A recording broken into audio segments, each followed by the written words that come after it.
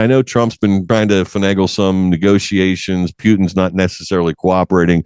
Trump then has a conversation with Zelensky. And after saying last week that we weren't going to be providing any additional arms, I wake up to find out that Trump is now resuming sending weapons to Ukraine.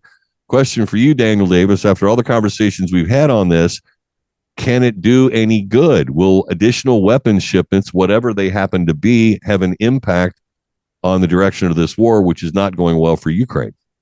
Kind of scratching my head as well. Thought the idea that they should withhold the weapons was good a week ago when you and I last talked, because look, there is a certain number of ammunition stockpiles, especially, most importantly, on interceptor missiles, air defense interceptor missiles.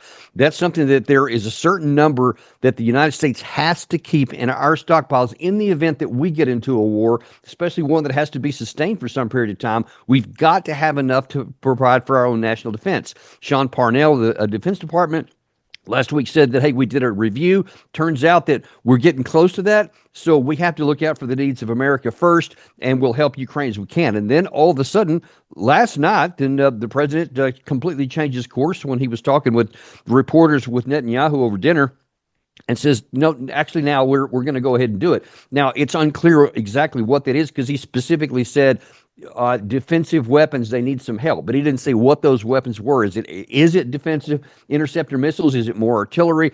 It's unclear because they haven't specified what it was. Sean Parnell listed or issued a statement last night confirming what the president had said, but he also didn't say what the weapons were or anything else. So we don't know what that is, but I can tell you authoritatively, whatever they are, it's going to be in small numbers, and it is absolutely not going to have any impact on the war at all. I mean, when we had everything in the world, and especially in 2022, 2023, for that offensive, if that didn't change the dynamic, this small trickle to a slightly larger small trickle is also not going to change the term. So I'm not really sure what the objective is here for the U.S. Well, the listed armaments, at least as reported by the Wall Street Journal, start out Patriot anti-missile interceptors, and that's what I want to focus on. But AIM-120 anti-aircraft missiles, howitzer rounds, AGM-114 Hellfires, missiles to arm the HIMARS rocket launchers, Stinger anti-tank missiles, and grenade launchers.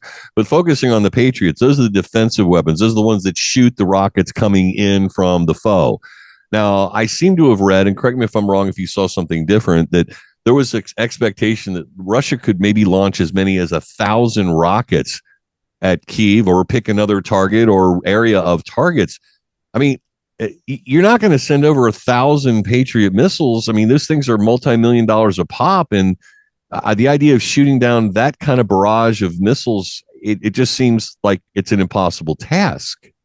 Yeah, well, the claim is that there will be 1,000. There could be soon up to 1,000 air objects going towards Ukraine. So that's a combination of drones and missiles. And what the Ukraine side has done is that they limit the air interceptor missiles only to like the Kinzhals or the cruise missiles, et cetera. They don't shoot them at the drones. Problem is, you can't just ignore the drones because the drones are often sent to the missile batteries. And if you don't take those things out, then you're not going to have them to shoot the missiles down later on, which is one of the Russian objectives. But the bigger issue is we don't have, it's not even as important how much each of those interceptor missiles cost. And you're right, they're very, very expensive. But the problem is how many we have. According to open source information, we produce maybe 600 per year. And in a blast like this, you could use 30, 40, or even more interceptor missiles in one barrage. And you can see that's not going to last any time at all for the whole year. And we can't go down on our own stockpiles, or we put our national security at risk. So I just don't know how you're going to square this circle. Well, what's your prediction for what happens next? If Putin's not willing to sit down, I mean, Zelensky's all giddy with excitement about getting another arms shipment, but that doesn't solve the problem. It doesn't solve the problem of their manpower shortage, and it doesn't solve the problem of Russia making further and further inroads into Ukraine territory. Now, a couple of things happened in the last week since you and I talked. There's Julian Rupke, the German journalist, who's probably one of the best covering the war in the West. He's very pro-Ukraine, but he admitted in an interview on the July 1st that, hey, I'm sorry, folks, but there are not enough Ukrainian men. He said there are sometimes just a handful of men to defend an entire village, and the Russians have more men, and they have more bombs, they have more drones, etc. So they're able to take them methodically one after the other, even if it's slow. The Ukraine side can't stop them. That's the one issue. Then on the second side, you had just last night, you had Sergei Lavrov again say, hey, look, we want to have a negotiated settlement. We're inviting the Ukraine side to come back to the third round of direct talks, which they've had two of so far in Istanbul. But then he listed his conditions, which are just as draconian as they have ever been. Meanwhile, Russia has made more offensive operations and advancements in the area of Pokrovsk, and they have now resumed their offensive in the Sumy area and then also kind of in the northern Kupiansk area, etc. So they are continuing to relentlessly onslaught move in as they say they want negotiated settlement. And you have the Ukraine side doesn't have enough manpower and they don't have enough ammunition to do anything on the battlefield. So Well, where is it going? Russia's going to win the war if we don't have a negotiated settlement. That's the bottom line. and that's obviously you have to give them props, the Russians, for having the strategic objective in their sights.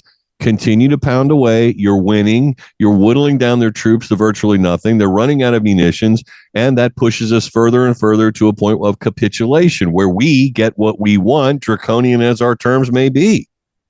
Well, that's the point. And either they're going to, and they keep saying this, and they've never said anything else, quite frankly, they're either going to get it through a negotiated settlement, which are these draconian terms, or Right. they're just going to seize it on the battlefield. And they're showing that they have the capacity. And believe me, Russia is able to read the newspapers too. They know how few ammunition or how little ammunition the Ukraine side, the Western side, has to give. And they know that they're continuing to shrink the Ukraine army every day because it is clear that Ukraine is not able to force mobilize as many people as they lose on a daily basis, probably in the order of several thousand.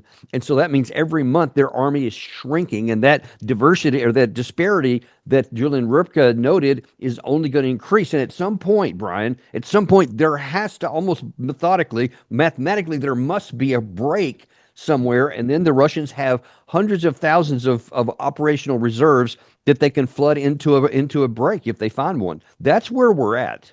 Mm. Doesn't paint a very pretty picture, at least for Ukraine right now. Pivoting over to the Israel-Iran situation, I see Iran basically cracking down on its people, confiscating cell phones, murdering or executing a lot of people that they believe to be friendly with Israel, perhaps spies. I don't know. I imagine the sweep is a little bit broader than people who are actually guilty of cooperating with Israel, but that seems to be the direction they're going. I presume that the powers that be are a little worried about a coup or perhaps like a military coup, for example, or a popular uprising. Yeah, they are. The issue with the surprise attack by Israel on the so-called 12-day war, because it was predicated or started with Mossad agents being physically inside the country and firing these drones off, very similar to what the Ukraine side did to Russia a month or so ago, and the bomber fleet. The Mossad agents did the same thing. Well, they had to have some help on the ground. That much was very clear, and they had locations all over. That had a much bigger effect than just a tactical help on the first couple of days of the war. Now it has the Iranian regime in a panic, and so they're cracking down. And I actually had a conversation yesterday online with a friend of mine who has direct contacts in the Iranian side, and they're just in anguish, especially the Kurds. Because the regime is using this opportunity to crack down on anyone that's even suspected of anything, and they're definitely going way overboard because they figure, look, let's just use a big net, and that way we'll be sure to get all of them, even if we get some people who aren't guilty. Yeah, whatever, sucks to be them, but we're going to do it. That seems to be their attitude, and the Iranians have to be careful with that, because if they go too far on that, they could actually cause some of this simmering hatred toward their regime from the inside. That could give it fuel. It remains to be seen, and this source who's been connected for many years and wants to see an uprising on the inside says so far it's not that far, it's not gone that direction because the opposition is not unified enough. But if you keep pushing pressure, you could create it. Just briefly before we part company today, Daniel Davis, a brief word or two on the Houthis firing rockets at ships going off the coast there. Where is this going, and where do you see this ending? I mean, if I can even use that broad of a question for you. Yeah, there was another ship that was sunk in the Yeah. Red Sea, which the Houthis claim was a ship going to that was helping Israel. It was from a company that already has one ship in a port at Israel. So that's the connection between the two here. But this just shows that despite what we did to the Houthis, despite what the Israelis, because they also launched another series of attacks against Houthi targets and some ports, etc., you're just not going to shut them down. They just are going to suffer and suck down whatever missiles you want to send, but they are committed to what they're doing, and they're going to continue to fire at some lower level, but some level it is, as they've been doing for a full decade already against the Saudis, against us, and against Israel. You're just not going to shut this down. Okay, real quick though, to what end?